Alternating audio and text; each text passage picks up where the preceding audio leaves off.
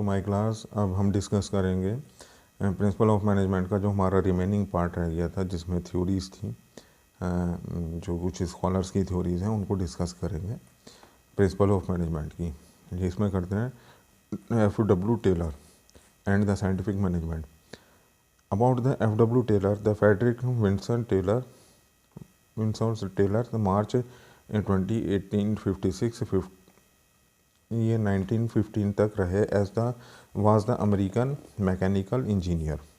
इनके बारे में जो है वो आप डिटेल में पढ़ लीजिए, ये भी ज़रूरी होता है, इनके बारे में भी क्वेश्चन आते रहते हैं। इन 1974 he became the apprentice of the mechanist Rose and the position of the chief engineer Bentham's Steel Company USA. During the career of 26 years he experimented with the ideas made and the significant contribution to the management theory. उनका एक अपना career life था जो उन्होंने start किया था एक Bentham steel company के नाम से। ड्यूरिंग हिज कैरियर, जब वो 26 साल के थे, उन्होंने एक एक्सपेरिमेंट किया, आइडिया किया, significant contribute the management theory. Contribution of the F.W. Taylor. Taylor have given the concentrate the shape of the theory scientific management. He was the first to emphasize the importance of the scientific approach managing an enterprise instead of the trial method. इनका कुछ scientific method है। Scientific method introduction. In the earlier industrial revolution managers relied to personal judgement of the attending the problem by confirm in the course of the managing their work therefore and the rules of the thumb. The rule of the thumb, the method suffered from the limitation of the trial of the error approach. Taylor ने कुछ अपने जो theories दिए हैं उनके बारे में discuss करते हैं हम। Meaning of the scientific management. Scientific management refer to the scientific, systematic, the objective and the logical principle techniques in the various managerial function. Scientific management जो होता है इसका मतलब ये नहीं कि कोई लैब में होता है या कि फिजिक्स की लैब होती है। इसका एक साइंटिफिक मतलब इस्टेब्लिश लॉ, सिस्टमेटिक मतलब तरीके से करना, ऑब्जेक्टिव यानी कि उसका कोई मकसद होना चाहिए, logical principle and the technique होनी चाहिए। इसमें इनको साइंटिफिक मैनेजमेंट का मीनिंग इन्होंने समझाने की यहाँ पे कोशिश करी है। Definition of the scientific management. Scientific management means knowing the exactly what you want to man to do, seeing that they do it the best of the cheapest way. हम लगे साइंटिफिक मैनेजमेंट का ये मतलब होता है कि ये बहुत ही एग्जैक्टली तरीके से करा जाता है और बहुत ही आपको क्या करना है, किस तरीके से करना है और कैसे बेस्ट करना है। Principle of the scientific management. Science not rule of thumb, ये एक थ्योरी है इसकी। According to the principle the should be the specific study of the analyse of the each element of the job in order to replace the rule of thumb approach or hit the trial method. Taylor जो believe करता था वो इसके rules हैं। Henry not disorder, harmony not disorder.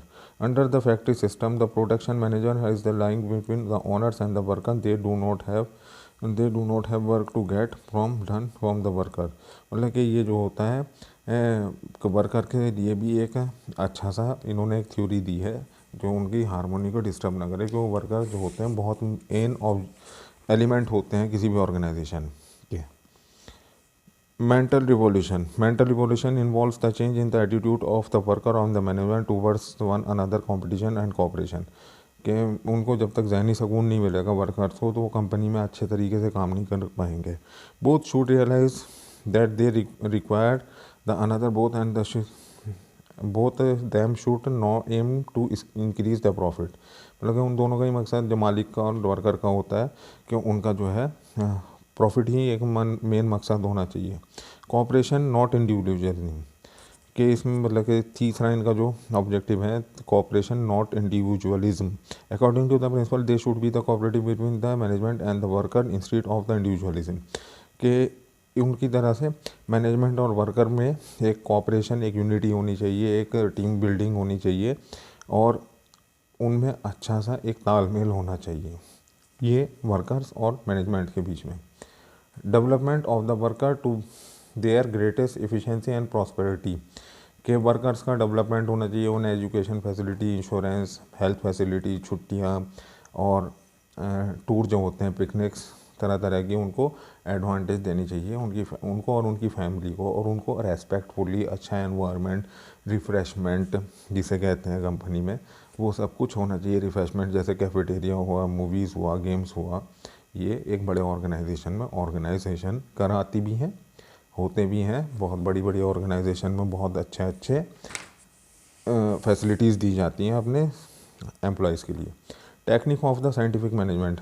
The technique of the scientific management help the application of the scientific principle management. For this, the Taylor suggests the following principle. Function foremanship.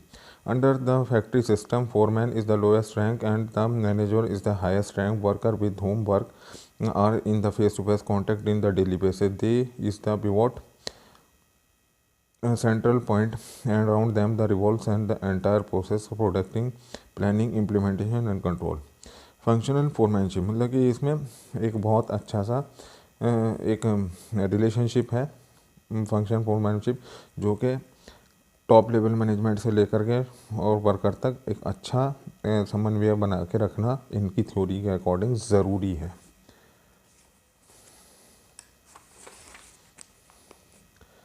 Factory manager में जैसे जिस concept जो present करता है factory manager, planning incharge, instruction clerk, route clerk, time cost clerk, disciplinary, production incharge, speed boss, gang boss, repair boss, inspector, workman.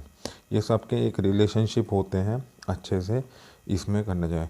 The 8 function specialised recommended by the Taylor. Instruction of the card clerk to draft the instruction of for the worker, मतलब worker के लिए एक draft बनाना करना। Route clerk specify the route of production, जो रास्ता बताता है प्रोडक्शन के लिए। Time and cost clerk prepare time and the cost sheet, जो एक प्री प्लानिंग होती है कि हम इतने टाइम में इतने काम को कंप्लीट कर लेंगे। Disciplinary ensure the discipline and respectively, manners में होना चाहिए।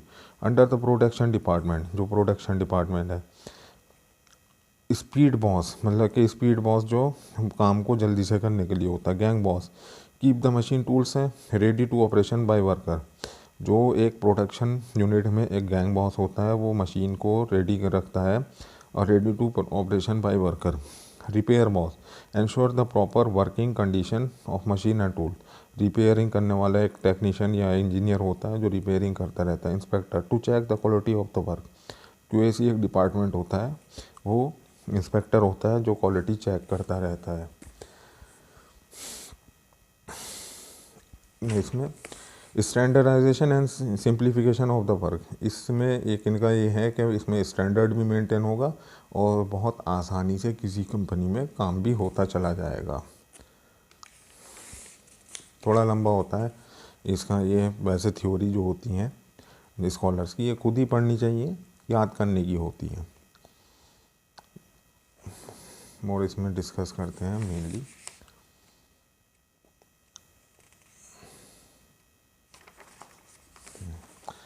Method study. Method study is concern with the finding the best way of doing A job, मतलब मेथड होता है एक तरीके का जॉब ढूंढने का, मतलब जॉब को करने का, कि जैसे हमें एक मशीनरी ऑपरेट करनी है तो उसको हमें क्लियर करना है और उसको हमें अच्छे से आगे प्रिपेयर रखना है करने के लिए। Motion study refer the making of the through analysis the various motion being perform by the worker while he is doing a particular work, कि जब हमारे वर्कर काम करते हैं किसी यूनिट में तो उनके सामने कुछ कुछ समस्याएं आती हैं, उनकी फैसिलिटी के अकॉर्डिंग उनके वर्क की जो एक उनकी वर्क में जो प्रॉब्लम आती है उसको मोशन स्टडी में ही रखते हैं। Motion study involve the study of the movement और like lifting, putting object in setting and the change position where the undertaken doing by the typical job, कुछ टिपिकल जॉब्स के लिए।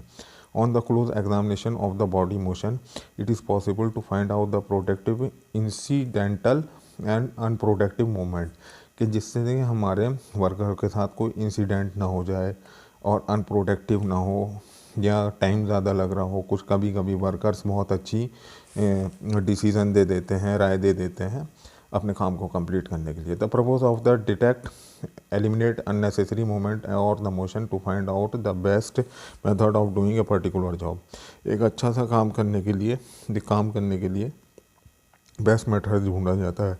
It help to save the time and increase the production, ये time save करता है और increase करता है production को। होप डाउन के इसमें और कुछ है, टाइम स्टडी है और बहुत सारे हैं, ये आप खुद ही कर लीजिएगा। और थोड़ी सी थ्योरी है। थ्योरी में ज़्यादातर याद करने का ही होता है, आप खुद प्रिपेयर करिए, हमें थोड़ा सा बताना था। Thank you very much. Principle of management में इतना ही है, इससे ज़्यादा कुछ नहीं। Thank you very much.